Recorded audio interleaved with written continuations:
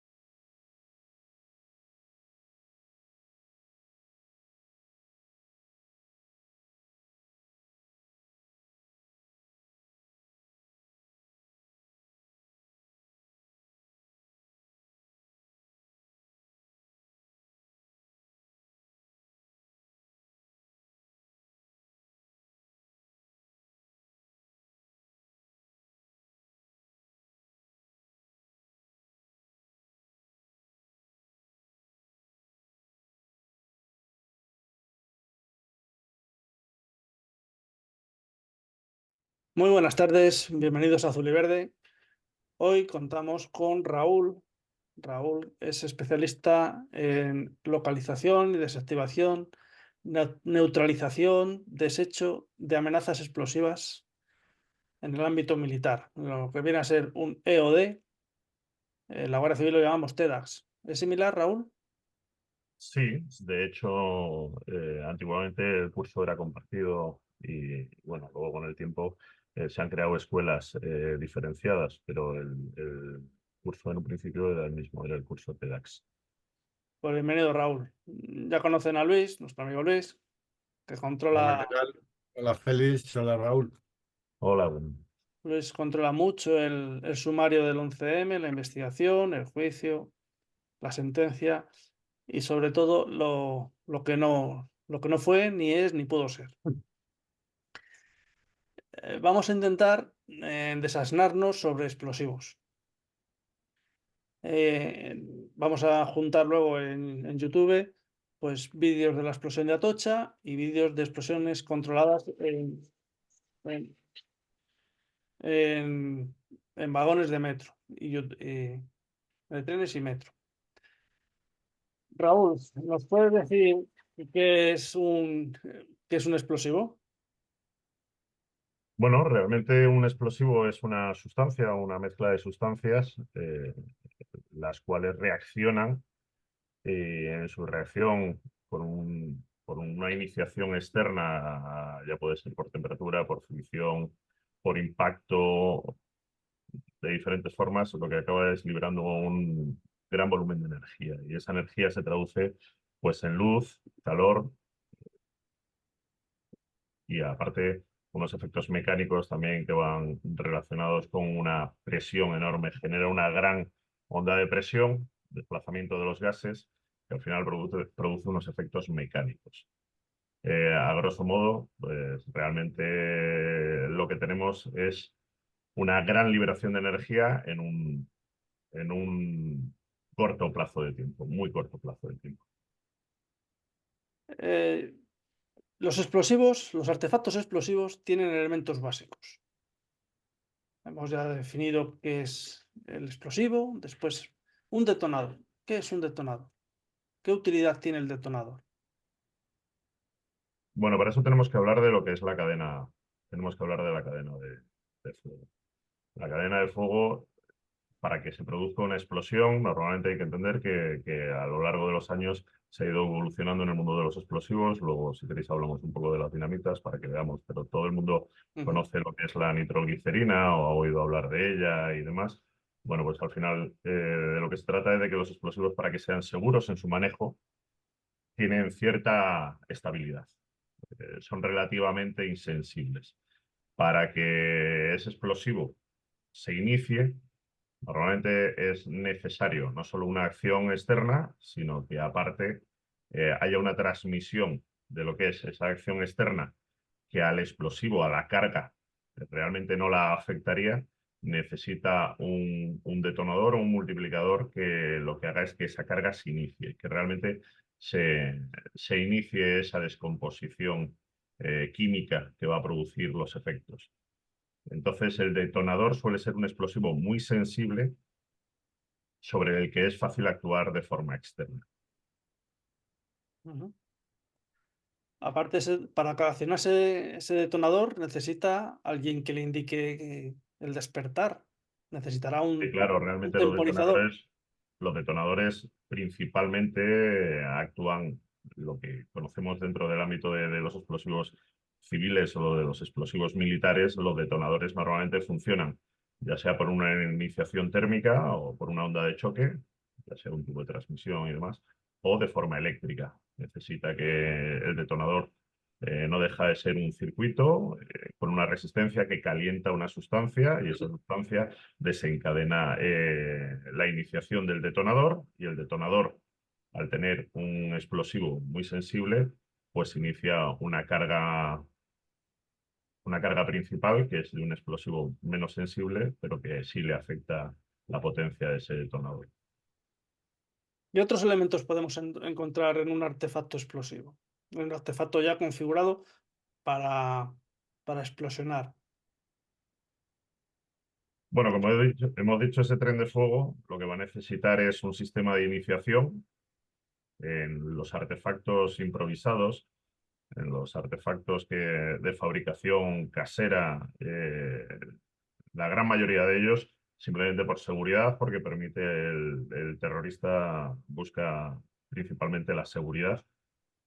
Por un lado, la seguridad de que el artefacto funcione y por otro, su propia seguridad, el poder mantenerse lejos cuando se produzca el incidente y demás. Normalmente son artefactos que tienen una iniciación eléctrica, ya sea por un temporizador, ya sea por un teléfono móvil, por un teléfono inalámbrico, por un mando a distancia.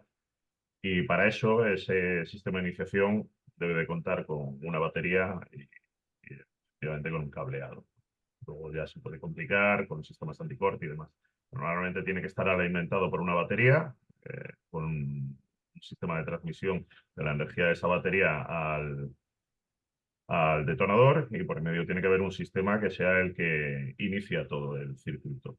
Y luego ese detonador, pues obviamente puede ir a una carga y si esa carga es un explosivo casero de, de poca sensibilidad, pues tendrá por en medio un multiplicador.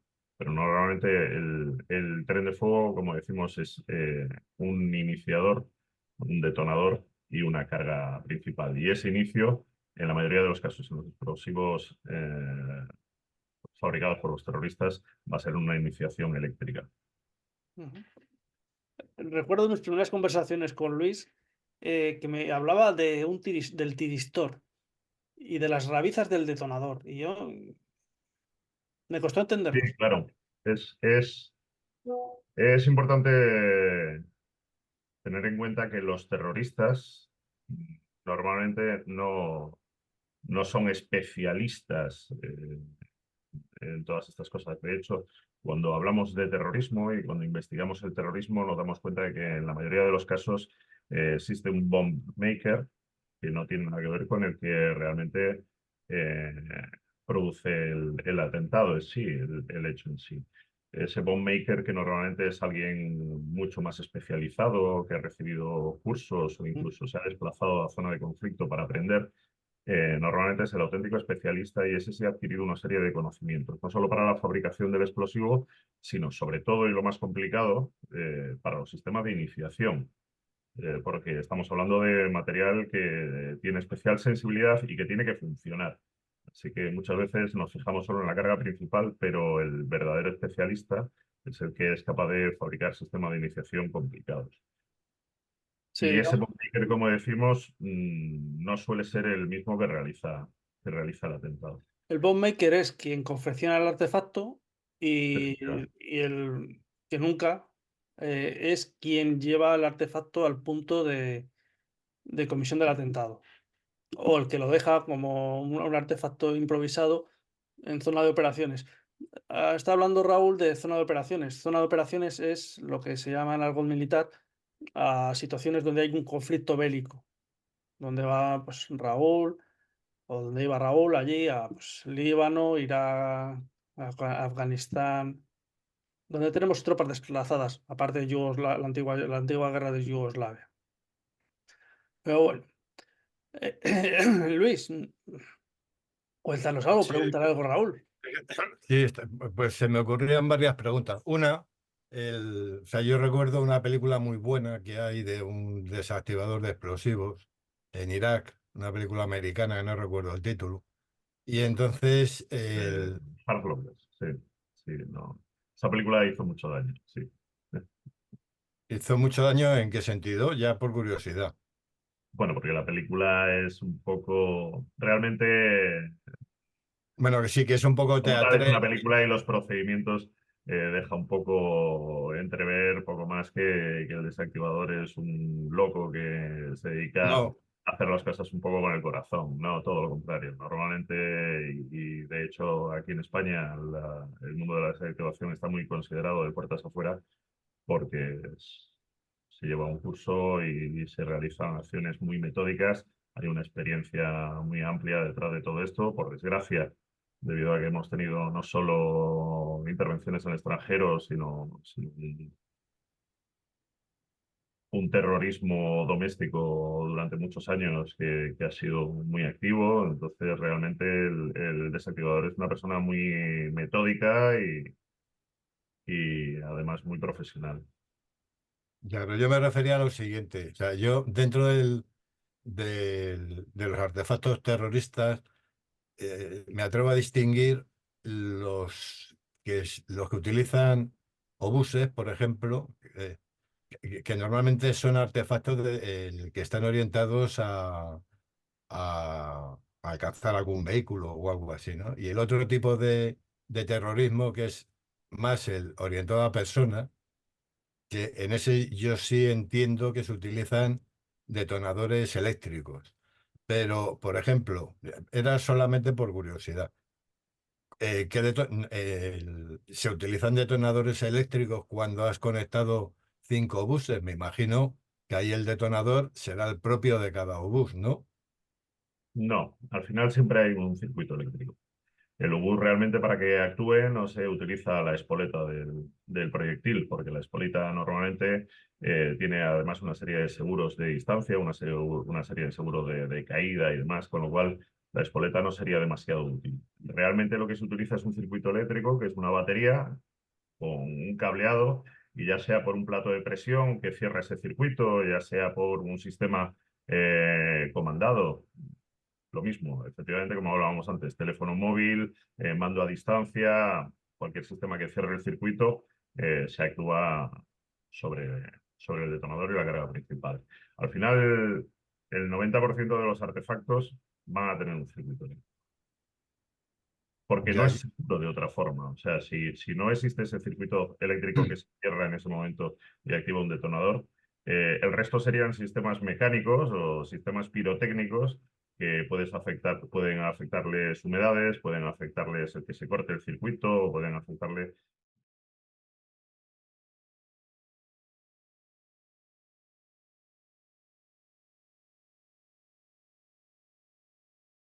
mil historias. Y al final, el terrorista no deja de buscar, como decía antes, dos cosas. Uno, que el artefacto sea lo más simple posible para que actúe, para que sea eficaz y que le dé seguridad. He puesto. yo otra pregunta. Yo estuve buscando, me recorrí internet de arriba abajo, estuve buscando artefactos que hubieran sido detonados mediante teléfono. Y yo no encontré nunca ninguno que no llevara una batería, me parece que el modelo Una pila. 6LR60. No, sí, Sí, una bueno, al pila, final, sí, 9 mucha voltios. gente va a llevar una pila de 9 voltios y demás por tamaño, por potencia, por por resistencia en el tiempo también, va a mantenerse cargada más tiempo al tener un circuito alimentado. Esa es la cuestión de lo que decíamos antes de la profesionalidad del bookmaker. El bookmaker tiene que hacer una serie de sistemas de iniciación y, como decía, no solo la carga principal es relativamente fácil fabricar un ANFO, o ya sea una monal, ya sea una MOSAL. Lo hemos vivido con ETA en España. Al fin y al cabo, se basan en abonos nitrogenados y combustibles, y se les añade pues una potencia mayor pues con combustibles, con sistemas Entonces, a ti te gigantes, ¿no? Pero realmente lo que es el sistema de iniciación necesita tener una especialización. No todo el mundo entiende de electrónica. Entonces, cuando nosotros cogemos un teléfono móvil, y perdona, ahora respondo a la siguiente pregunta, pero es para acabar con esto.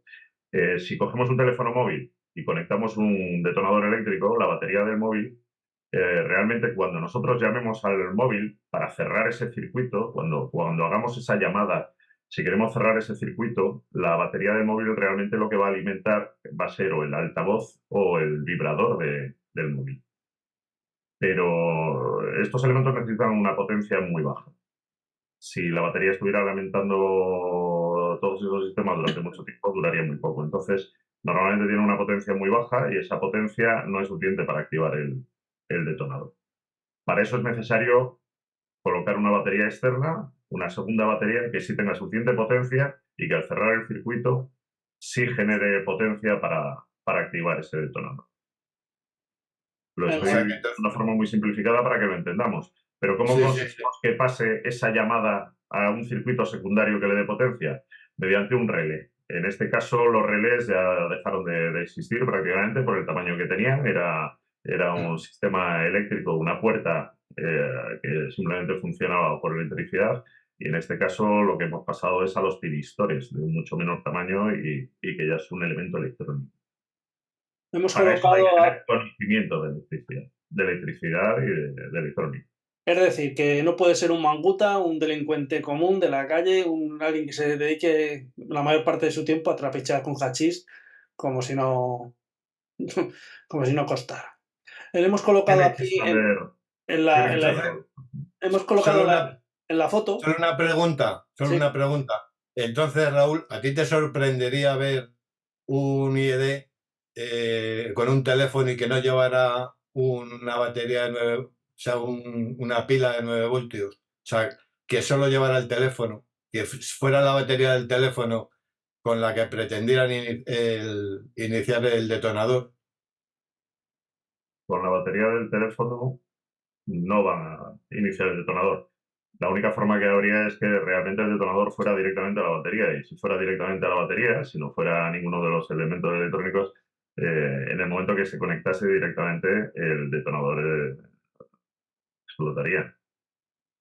Me parece ser que El paso intermedio es tener un circuito abierto y mediante la llamada cerrarlos. Nosotros cogemos una bombilla y nosotros la conectamos directamente a una batería, la bombilla se enciende.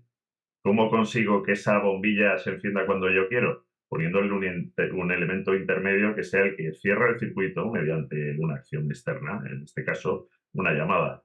Si conectamos nosotros directamente el detonador a la batería del móvil, explota.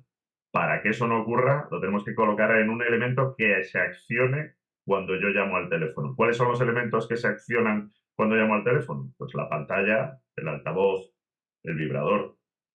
Pero esos elementos no tienen suficiente demanda de potencia a lo que es la placa del teléfono como para accionar el detonador. No sé si me he explicado. Sí, sí, sí, sí, sí. sí, Yo perfecto.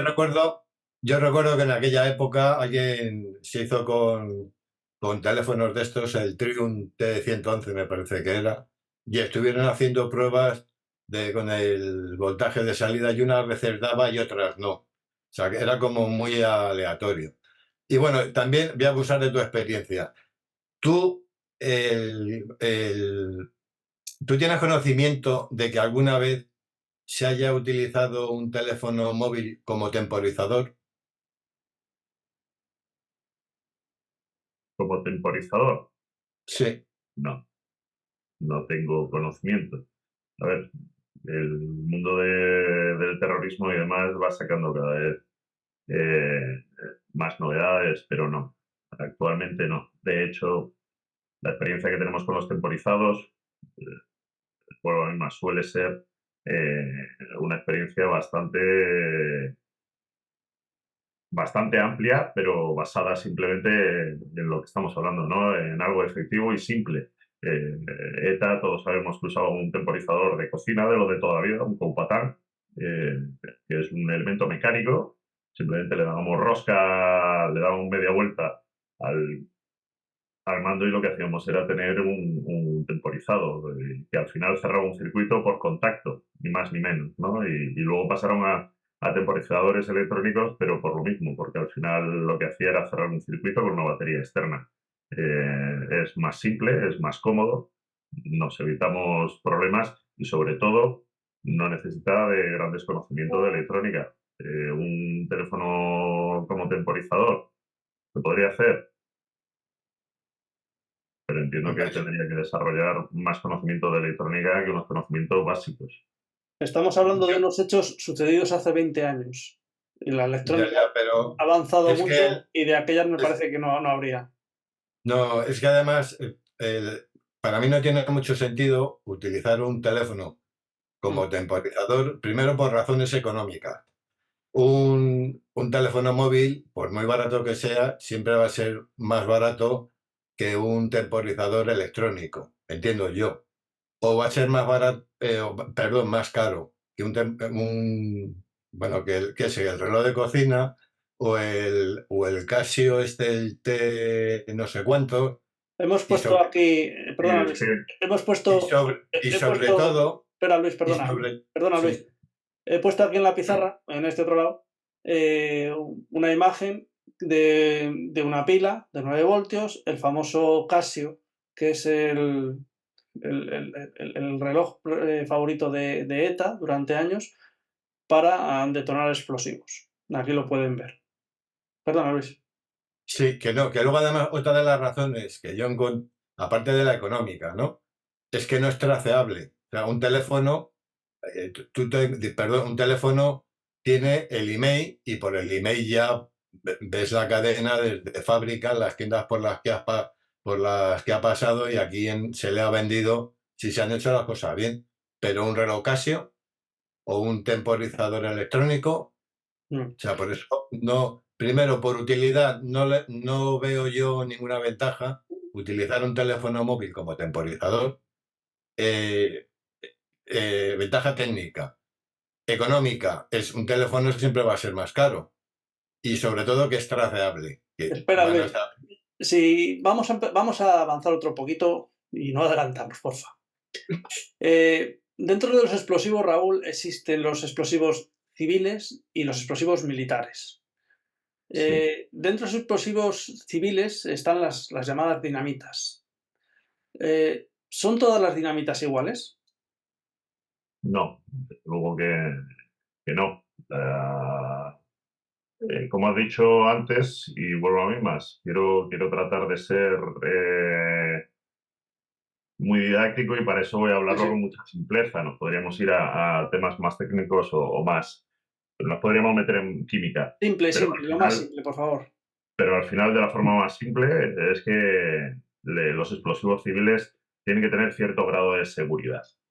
Ujú. Obviamente los explosivos militares son unos explosivos seguros, son explosivos estables, pero tienen una gran potencia y esa gran potencia los hace excesivamente peligrosos. Los explosivos civiles tienen otras bases sobre las que se fabrican y tienen una serie de necesidades de seguridad eh, para que se puedan utilizar en obras públicas, en minas y demás. De hecho, no se preocupan tanto de conseguir unos efectos térmicos como puede ser si nosotros añadimos calor, como hemos dicho antes, a un explosivo, cuando un explosivo produce gran cantidad de calor, normalmente va asociado a una llama y eso produce una sobreexpansión mayor de los gases. Cuanto más mayor es la temperatura del explosivo, pues obviamente se producen unos mayores efectos mecánicos por la onda de choque, por la onda de presión que producen esos gases. esa liberación violenta de gases que se desplazan. Pero los explosivos civiles no es necesario que tengan tal grado de potencia y sobre todo una producción de demasiada llama o una llama que perdure durante mucho tiempo puede ser peligroso, por ejemplo, en minas en las que puede haber condensación de gases, ¿no? Atmósferas ATEX, no atmósferas explosivas. Las dinamitas, ¿cómo se diferencian a la hora Pero, de... ¿puedo hacerle una pregunta respecto a la temperatura de explosión de los explosivos? Sí, vamos a ir después con ella, pero vamos, dale. Sí, no, pues me espero Dale, entonces. dale. No, es que él ha hablado de que el explosivo militar pues procura que tenga un efecto, una llamarada grande, que abrase todo lo que sea, y el explosivo civil no.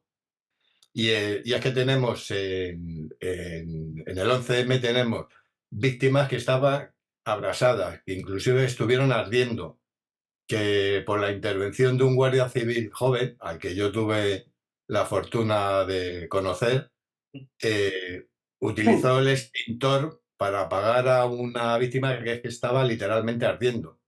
Y luego yo vi fotos de otras víctimas que estaban completamente abrasadas.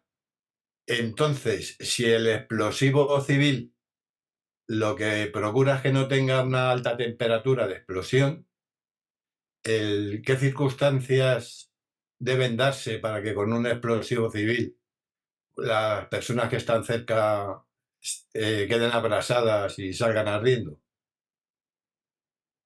Pues eso se puede producir por varias razones. Una, porque el explosivo tenga una gran capacidad térmica o se le añadan combustibles. Pongo un ejemplo, el atentado de ETA en Hipercor, que le añadieron bidones de gasolina gelatinizada para aumentar una onda térmica y que además quedara impregnada y crease mayores efectos. No es que la capacidad calorífica o esa onda térmica sea importante para abrasar en el caso de los explosivos militares. Normalmente se añaden combustibles a los explosivos militares para que esa onda de choque que estábamos hablando, esa capacidad explosiva, pues aumente, sea más eh, pues Más realmente mortífera. sí, no, más mortífera, sea más violenta, ¿no? Sea más violenta. Uno de los, estamos acostumbrados, por ejemplo, en los artefactos explosivos improvisados de fabricación casera, pues estamos acostumbrados a ver cómo se les añade aluminio en polvo, que actúa como oxidante y aumenta la capacidad térmica del explosivo. Pero normalmente es para conseguir mayores efectos, mayor violencia en la detonación. En este caso también aumenta esa temperatura y estoy intentando a ver si puedo eh, entregaros una fotografía en la que podríais ver, un segundo, a ver si podréis ver una práctica de explosivos en la cual es interesante porque entre 5 muestras diferentes de explosivo, 3 de explosivo civil de cantera y 2 explosivos militares, como es el TNT y el explosivo plástico PG2. Realmente en las fotografías podemos ver cómo se produce llama en los explosivos militares y en los explosivos civiles prácticamente no se produce nada de llama. No se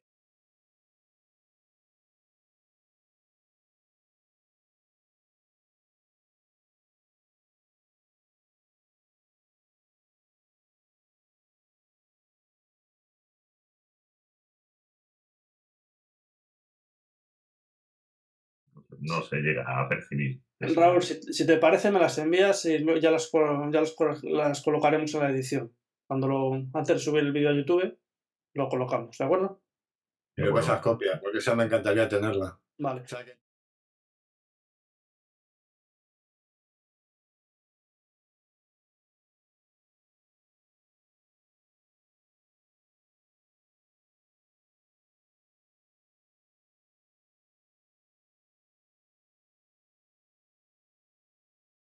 Vale. O sea que entonces, resumiendo, que con goma 2 seco, si no se le añade algún tipo de explosivo más o un añadido más, es altamente improbable que No alguien pueda jodas. salir ardiendo. No, Bueno, la goma 2 seco.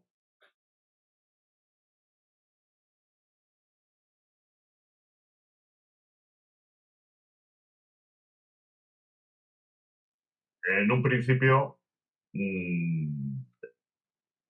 dejó de llamarse así porque la empresa, obviamente ese nombre quedó estigmatizado y entonces la empresa le cambió el nombre, sacó otro producto Y que ahora se es llama Riodín. Riodín, efectivamente, y es que en la fotografía sale una explosión de Riodín. La fotografía que os quiero mandar, uno de las explosiones es con un cartucho de Riodín. También hay Riogel y hay Napolita, que son otros dos explosivos simples.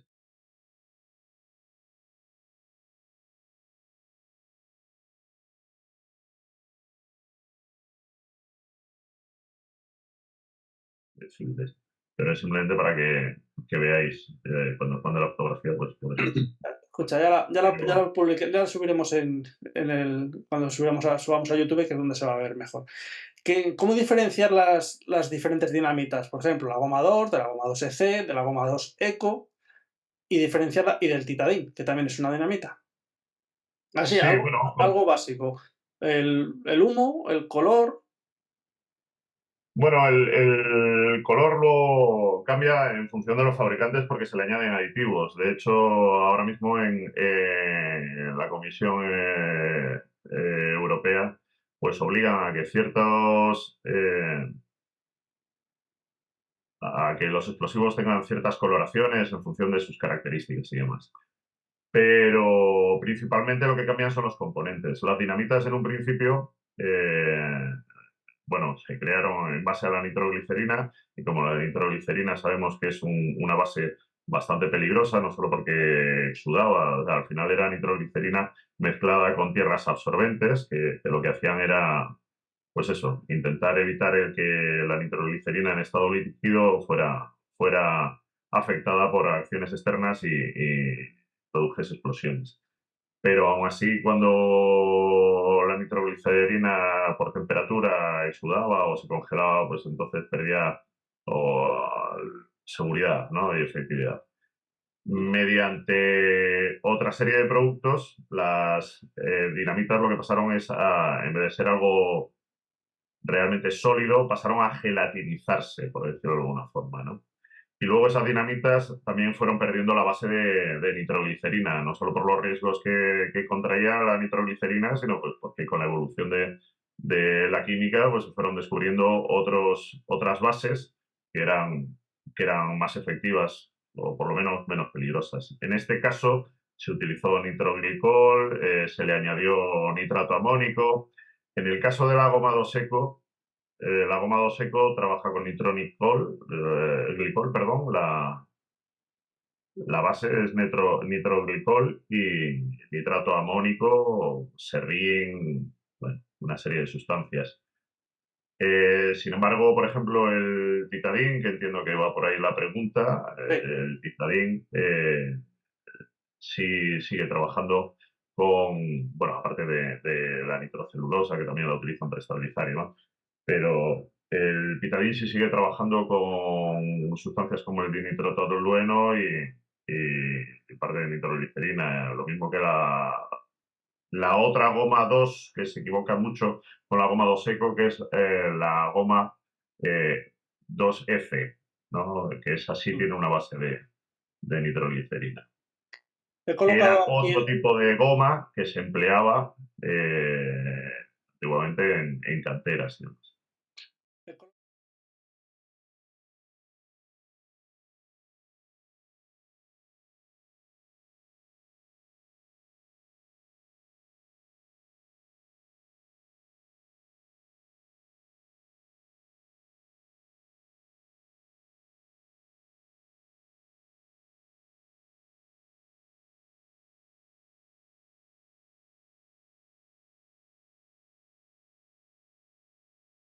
he colocado en la pizarra, aquí lo pueden ver, imágenes de tres artefactos explosivos que son diferentes, pero producen un humo similar.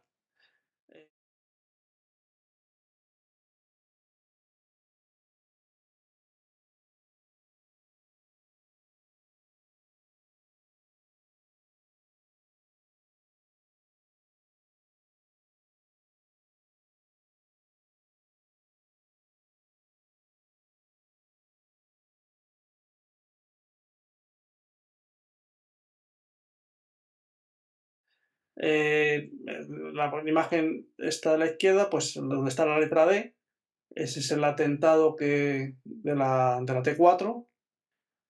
La siguiente imagen es un atentado que pusieron una bomba, pusieron etarras al lado del estadio de La Peineta, donde ahora es el estadio Metropolitano, donde juega el Atleti.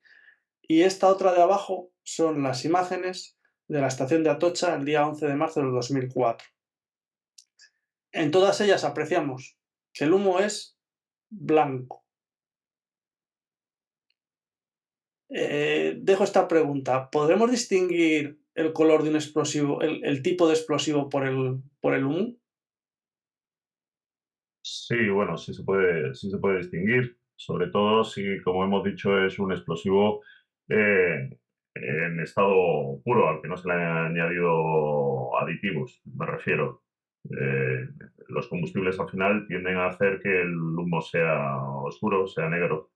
Y cuando estamos hablando de nabolitas, cuando estamos hablando de nitratos, normalmente o cloratitas suele salir un humo más blanquecino. Todos son Muy buenas, ya hemos vuelto. Un momentito de descanso, un problemilla eléctrico. Y nos estaba comentando Raúl las diferencias entre las diferentes dinamitas. La goma 2, la goma 2EC, la goma 2 Eco y el titadín.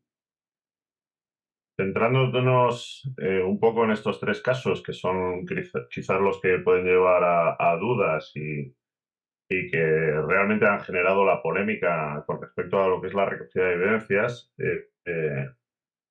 hay que explicar que las trazas que aparecieron luego en el laboratorio, y ya definiréis vosotros exactamente en base a qué pruebas, dónde fueron recolectadas, pero es cierto que dieron una serie de trazas, en ellas estamos hablando del dinitrotolueno, estamos hablando de la nitroglicerina y estamos hablando de la metenamina. En el caso de la goma 2 seco, a diferencia de lo que es la goma 2EC y el titadine, la goma 2 seco no cuenta con ninguno de estos productos en sus ingredientes. Ni la nitroglicerina, que es la base de las dinamitas antiguas y de alguna que todavía sigue usándose, ni el dinitrotolueno, ni la metenamina. La goma 2 seco, como habíamos dicho a lo largo de la charla, tiene una base de nitroglicol y nitrato amónico con otra serie de productos, de aglutinantes y demás, mientras que la goma 2EC sí cuenta con nitroglicerina y dinitrotolueno en su composición, y el titadín le pasa exactamente lo mismo. Cuenta con dinitrotolueno y con nitroglicerina, pero ninguno de los tres productos tiene entre las sustancias de su composición la metenamina o hexamina, como llamamos. Sí es cierto que la hexamina, bueno, pues han hecho estudios viendo que en condensaciones de vapor,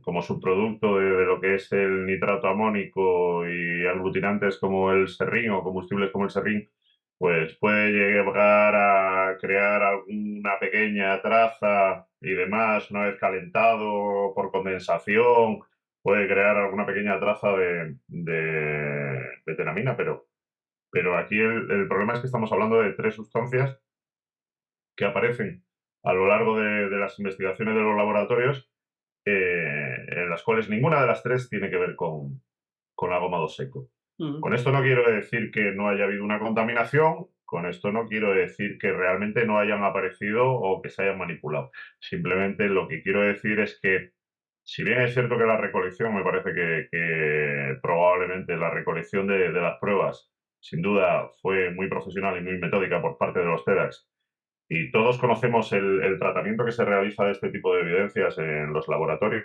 y la forma que tienen, la forma aséptica que tienen de trabajar en su interior, precisamente porque les va en ello no solo el adquirir la categoría de laboratorio de referencia, sino lo que son las certificaciones. No me cabe otra que estas posibles contaminaciones se hayan dado a lo largo de la cadena de custodia, que es mi teoría o lo que yo tengo que aportar dentro de esta conversación. Todo eso sin tener en cuenta, me repito al principio de la conversación, que yo no conozco en profundidad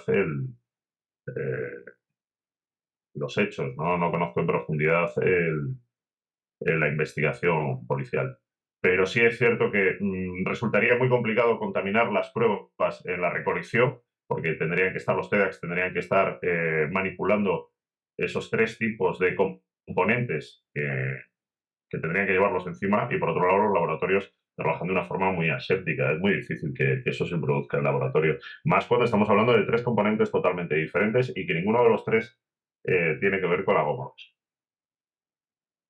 La recogida de evidencias la realizó el grupo de TEDx de Madrid, capital, de Madrid, vamos, al mando del inspector jefe Cáceres Vadillo. Lo que ocurre es que por allá apareció el hombre Juan Jesús Sánchez Manzano, y ordenó, al parecer, que todo fuera recogido por la unidad central de TEDx. En otros atentados de ETA, lamentablemente han sucedido muchos en nuestro país, las evidencias primero las recoge el grupo de la ciudad y después se envían al laboratorio central.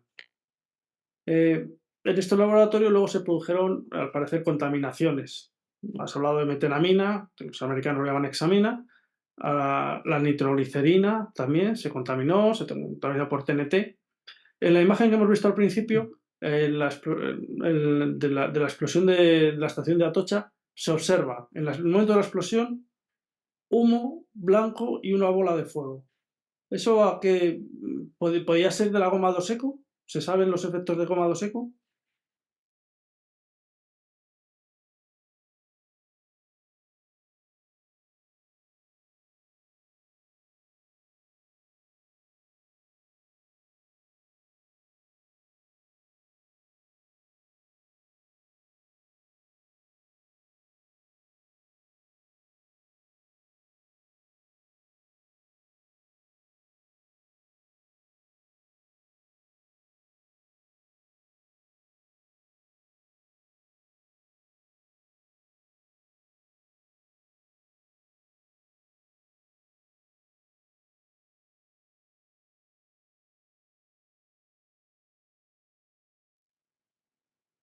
Bueno, si pones las imágenes de, de las pruebas que se han hecho con diferentes tipos de explosivo militar y de explosivo civil, uno de Sí, ellos el ahora. Riodín, que es el equivalente a la goma do seco actual, verás que prácticamente no se produce llama en el explosivo civil. No es una de las características que se buscan precisamente por lo que estamos hablando, ¿no? Por la seguridad, porque esos explosivos puedan ser utilizados en atmósferas que tengan cierta capacidad explosiva, ¿no? Porque haya gases.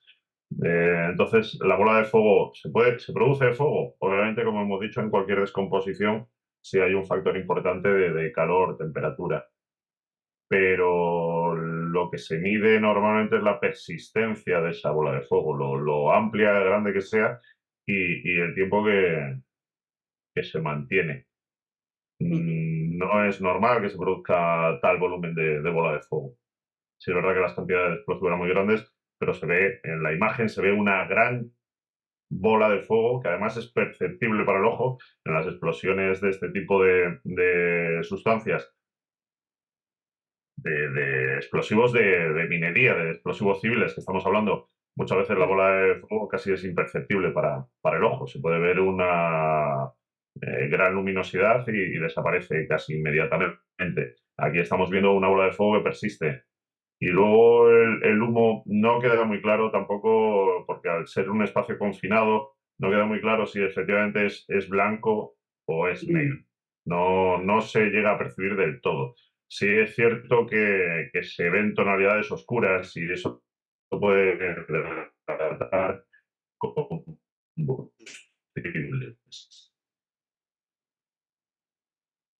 Sí, Raúl, Aquí se podría preguntar si esos combustibles pueden ser de la explosión que se produjo en el Líbano, en ese almacén de nitrato amónico que fue brutal, ¿no?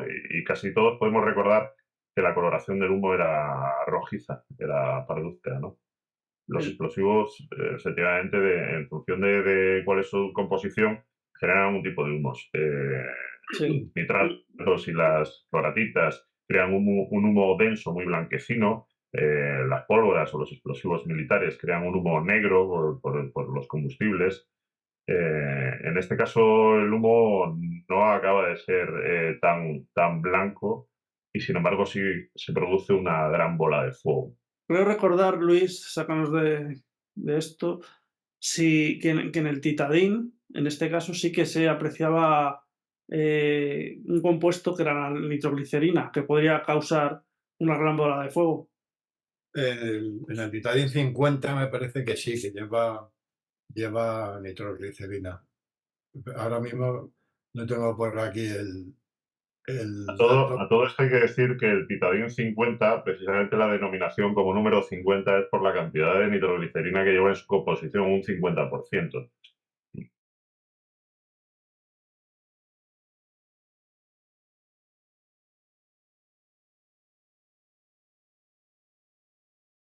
No, sí, yo recuerdo que el Titanium 50, que además era el que utilizaba la ETA, que robaron por ahí en un depósito, se llevaron 7 toneladas.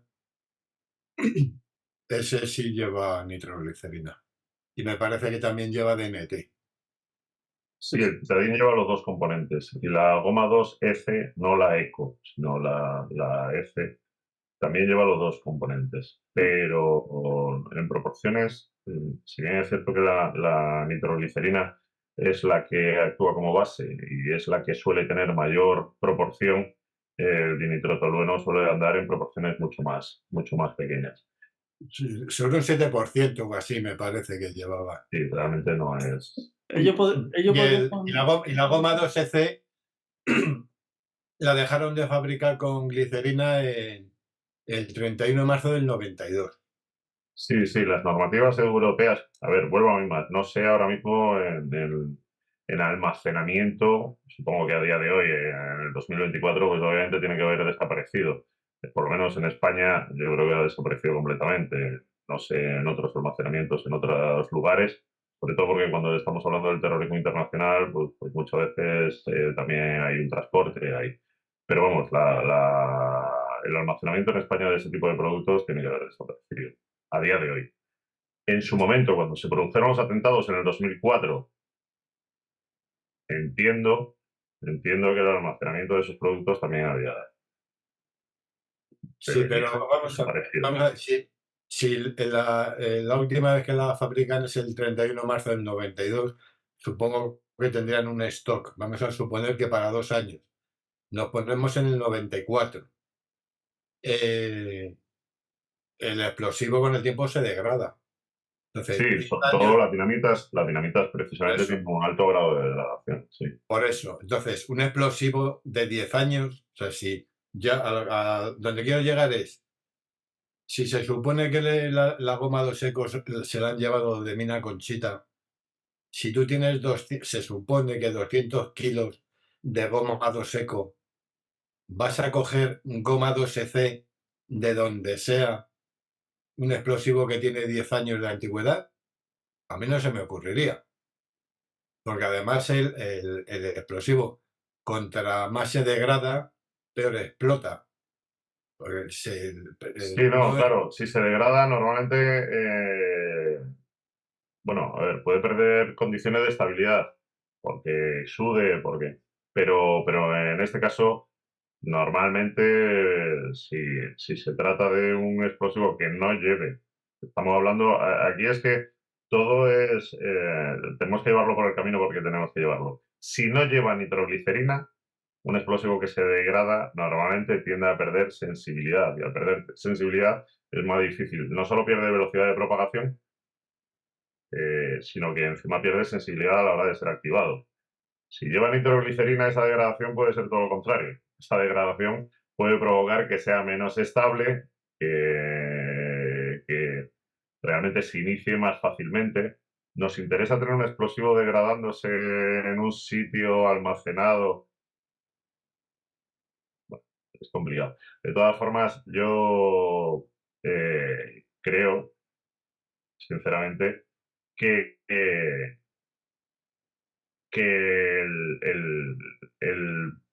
problema de lo que estamos hablando es un problema, efectivamente, que se extiende más allá de lo que es el tema de la recogida de evidencias, porque no ha quedado patente evidencias in situ. O sea, no hay, por lo que estáis hablando y por lo que se está generando en el debate, no hay realmente una evidencia de una traza cogida de un sitio poroso, como pueden ser los propios asientos de los vagones, que tienen que quedar impregnados por las sustancias, por los gases. No hay evidencias del cráter, si no es el de la explosión de la mochila que se produce en el intento de la desactivación. Espera, No hay evidencias. espera, Raúl, perdona. No llegaron evidencias después, porque sí que hay imágenes de TEDx recogiendo arena de los cráteres y de alrededor. Sí, si me sí, remito a sí, lo sí. que os he comentado antes, Sí, me sí. remito a que no dudo de que la recolección haya sido concienzuda y totalmente profesional. Sí, A lo sí, que me sí. refiero es precisamente a eso, que las dudas que se están generando parece que ¿Qué se dirigen hizo a por lo que es ello? la recolección de las pruebas. No, todo lo contrario. Ujú. Las dudas que se están generando, sabiendo que estamos hablando de personal profesional y que encima existe documentación.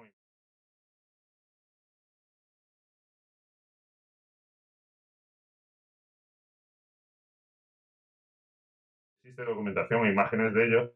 Estamos hablando de que en el único momento que a mí se me ocurre, y yo dame el derecho a la duda porque tampoco estaba en el sitio ni soy parte de la investigación, pero el único momento en el que se me ocurre, partiendo de la base de que por un lado hay documentación al respecto y se ve la profesionalidad de los compañeros, y por otro lado, conociendo cómo actúa un laboratorio, es en la cadena de custodia. Que además la cadena de custodia, por lo que estáis comentando, ya no cumple con las medidas, y eso lo puede decir tú mejor que yo,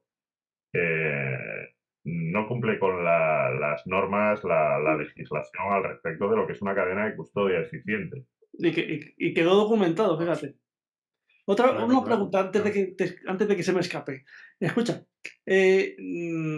cuando, a la hora de determinar las características de una dinamita o de un explosivo, el laboratorio TEDx Central, o el equipo TEDx Central, determinó, dice, hay componentes de dinamitas, generalizó dinamitas. Cuando se realiza un análisis de una dinamita, se sabe qué características, qué componentes tienen dichas dinamitas y entonces, cogiendo, pues es como hacer una paella. Si tienes arroz y tienes mejillones y tal, dices, pues esta paella es valenciana, esta paella es pues, como hacen el arroz en Galicia o es arroz caldoso. Con las dinamitas ocurre lo mismo, con las gomas 2, ¿no? Y bueno, los espectrómetros, realmente los aparatos que se utilizan en los análisis tienen o guardan, como se llama habitualmente, una librería. Esa librería lo que hace es que según las trazas te hace un gráfico y te dice a qué pertenecen, te lo dice nominalmente, te da el nombre de la traza que localiza, de las diferentes trazas. Entonces te dice, bueno, pues tiene este compuesto, este compuesto, este compuesto, este compuesto. Al final lo que te dice son los nombres y cuando tú juntas todo lo que se ha encontrado, pues obviamente si te sale arroz, te sale sal y te sale marisco, pues al final era una paella de marisco. Bien.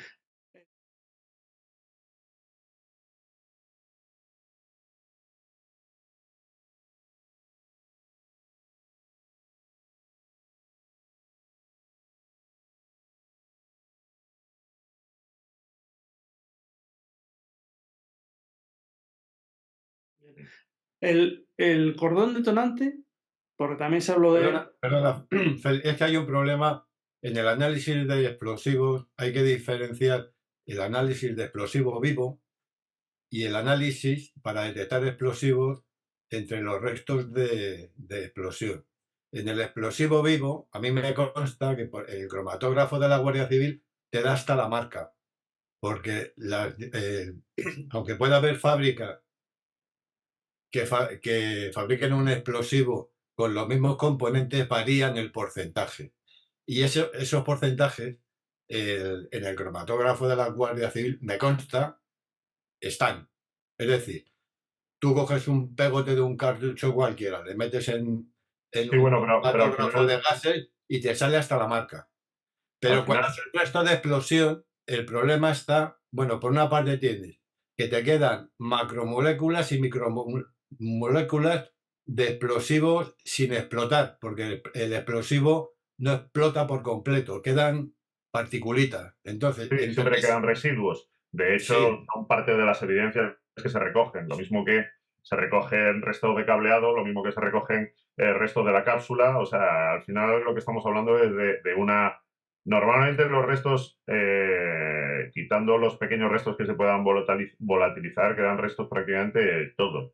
Lo único que es complicado encontrarlos y más cuando el terreno está muy contaminado, pero se buscan, por eso se hace un trabajo concienzudo, por eso se delimitan las zonas, por eso se va directamente al cráter, que es donde se encuentran muchos de estos restos.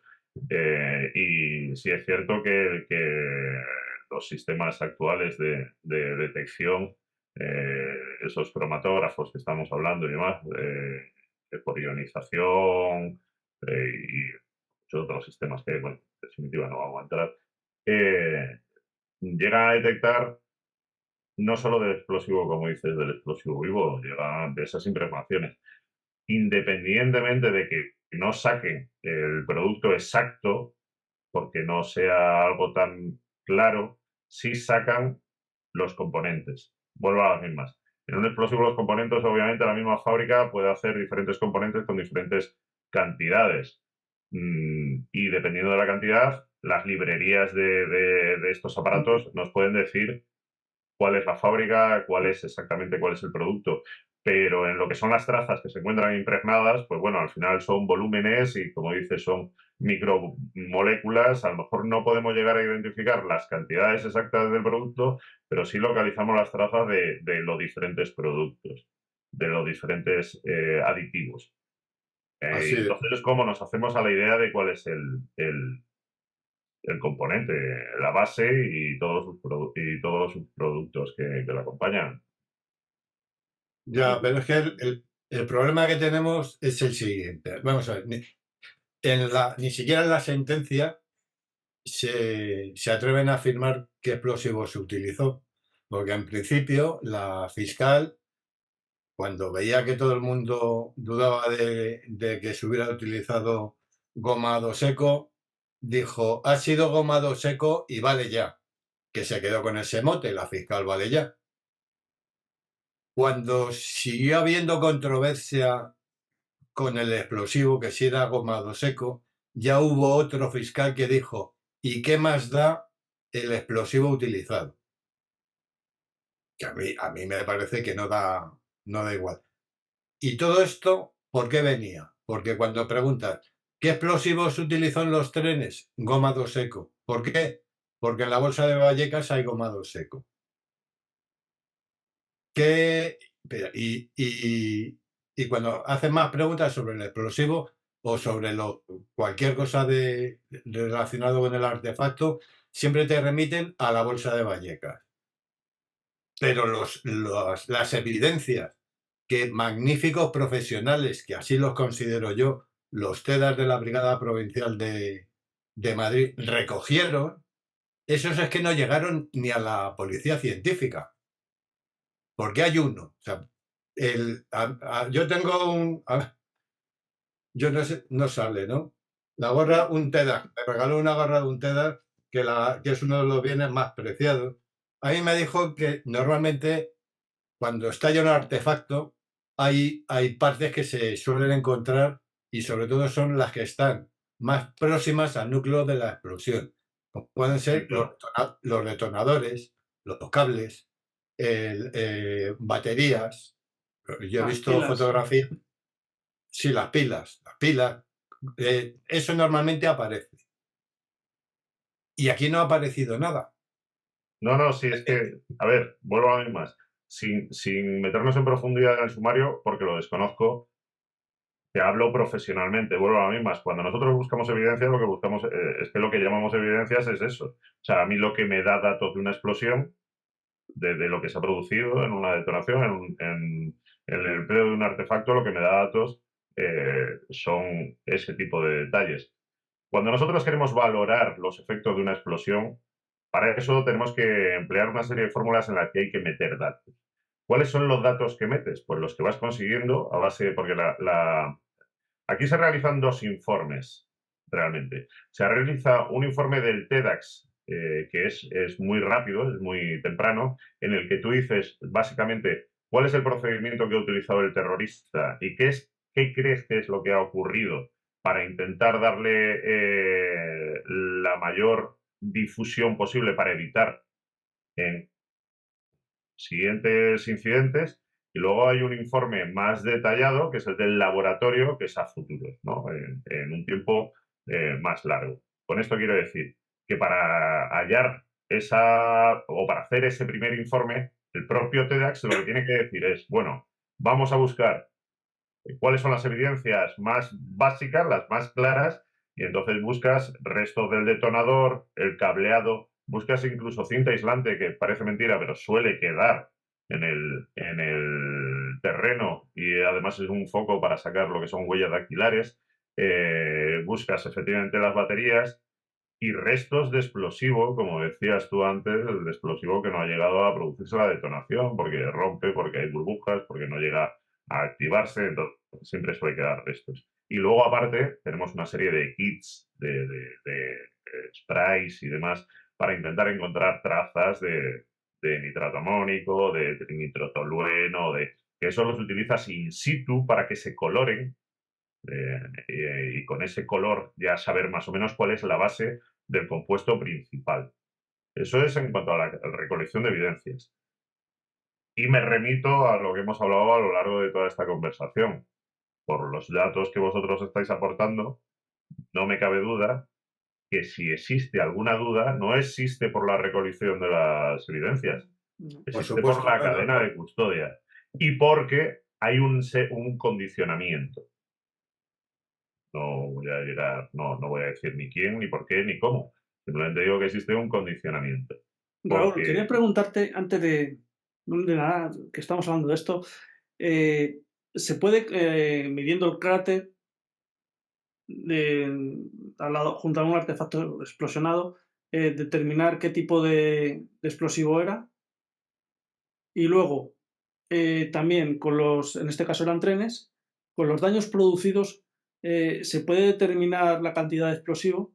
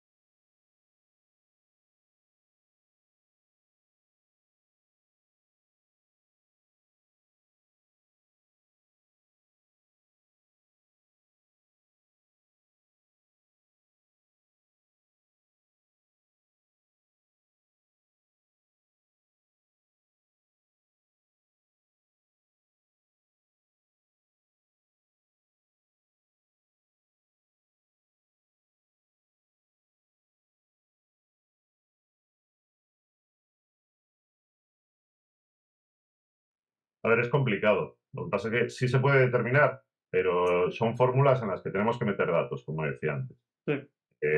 Si yo en esos datos, si yo en esa fórmula sé que ha sido, por ejemplo, TNT, cuando yo introduzco los datos del TNT voy a sacar la cantidad de carga en base a los efectos. Si yo no conozco si ha sido TNT, pero conozco la cantidad de la carga y conozco los efectos del cráter, pues al final voy a sacar, es despejar una incógnita.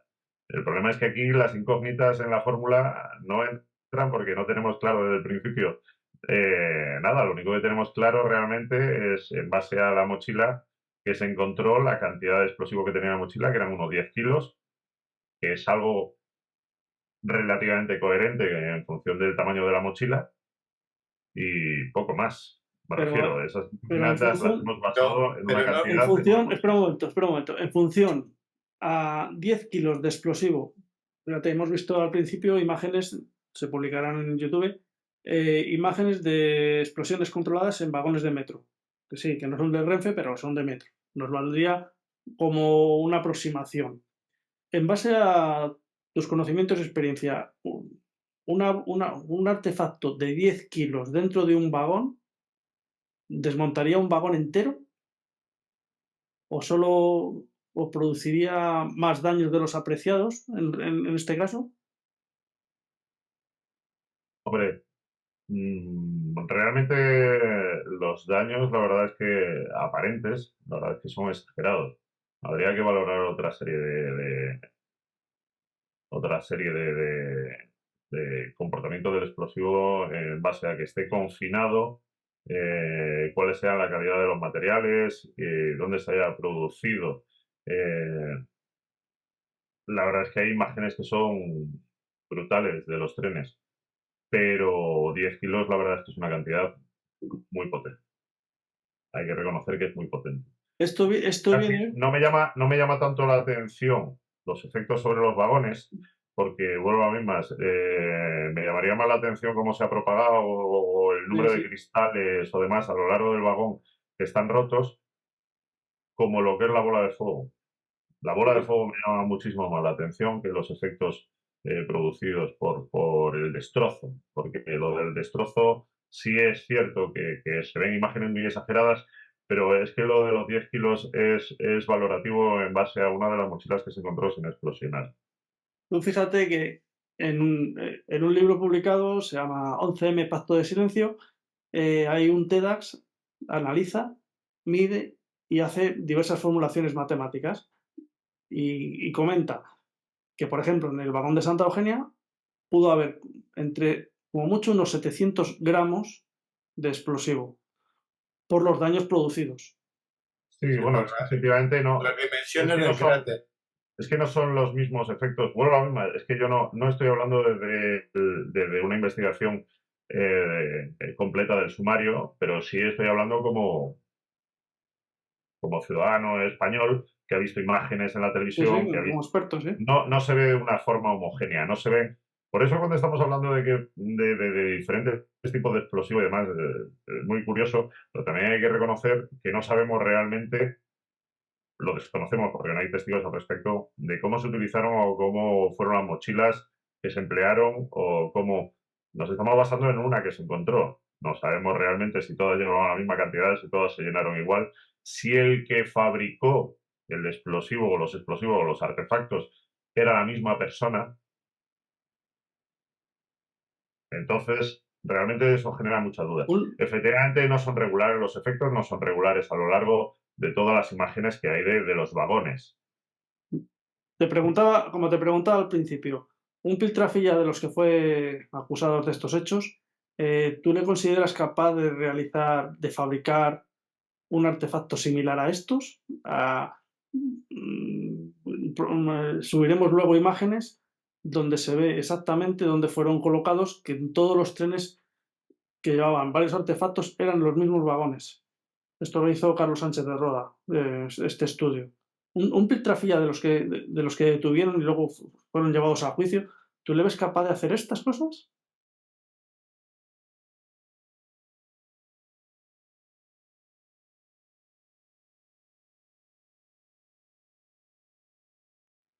no quiero oír la pregunta, ni mucho menos, sino lo que pasa es que quiero que veáis cuál es mi proceso mental para llegar a la respuesta. ¿Alguien puede llegar a hacer algo que sea diferente o que sea realmente excepcional? Se puede llegar. ¿Pero cómo se puede llegar? Pues por trabajo, por estudio, por adoctrinamiento. No conozco exactamente la trayectoria de estos criminales y realmente pudieron viajar a zonas. Todos sabemos que en Bélgica ha habido escuelas de terrorismo y de bombmakers. No conozco el caso, si realmente estos llegaron a viajar, no llegaron a viajar o no. Pero sí es cierto que cuando sumas un procedimiento que se ve que tiene cierto grado de estudio, de trabajo sobre él y de adecuación de los conocimientos. Si sumamos la precisión, si sumamos el orden, como todo, por lo que he estado diciendo de los vagones, realmente se hace difícil pensar que una persona que a lo largo de su vida no ha tenido un control o una disciplina en su vida, pues se hace difícil creer que para desarrollar este tipo de cosas pueda cambiar radicalmente y convertirse en un experto. un experto, efectivamente. Además, Pero bueno, desde aquello no se ha vuelto yo lo ningún matizaría sin contradecirte, ¿verdad?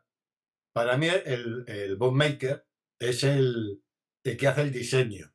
Ese sí tiene que saber. Sí. Pero luego para montar el artefacto, cualquier pierna. Hombre, que no sea tonto de baba. La ETA tenía el manual el de Ikushi Taikashi, que el de Mira y Aprende, en el que viene cómo montar un artefacto. Es decir, el bookmaker es el listo que dice, mira, que hace el diseño. Tienes que poner esto, el orden de montaje es este y tal. Y luego, uno que sea medianamente normal, te monta el artefacto. Bueno, para eso. Bueno, a ver, nosotros hay una cosa que nosotros siempre decimos una cosa. YouTube está lleno de gente que ha perdido dedos, manos y ojos. La cuestión es que hay una cosa en el proceso de la fabricación de artefactos explosivos, hay una cosa que es el secreto de la abuela. Aquí todo el mundo es capaz de hacer muchas cosas, pero luego no funcionan. ¿Por qué no funcionan? Porque mi abuela echaba un puñado de sal y mi puñado no es el mismo que el de mi abuela.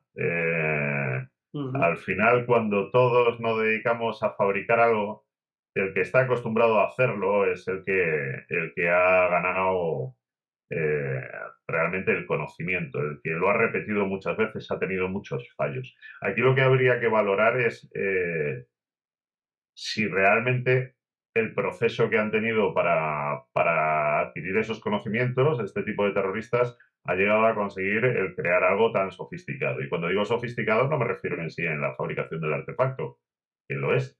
Me refiero a todo el proceso que han llevado para la colocación, para la organización, para lo que es la coordinación. Entonces, totalmente de acuerdo. Si existe, eso sí. No sé si existe un precedente de ensayos, de que hubieran realizado ensayos. Yo no sé si existen precedentes de que compraran material electrónico para trabajar con placas y colocar los tiristores y demás, porque si no se sabe, se falla. Y si se falla, no funciona. Chicos, nos queda segundos para acabar. Nos hemos pasado de tiempo, para variar, como de costumbre, pero bueno. Y se nos va a cortar la comunicación. No cabe otra cosa que agradecer a Raúl todas sus enseñanzas, desasnarnos a nosotros y a quien oiga esto, y a quien lo quiera escuchar y aprender. Y, no sé, volveremos otro día, ¿nos parece? Seguiremos a partir de aquí. Muchísimas gracias por llamarme y por poder intentar aportar algo de luz si lo he hecho. Sí, no, bueno. Además, dejar constancia que Raúl pertenece al grupo Minerva, que es un think tank que se dedica pues al mundo de la enseñanza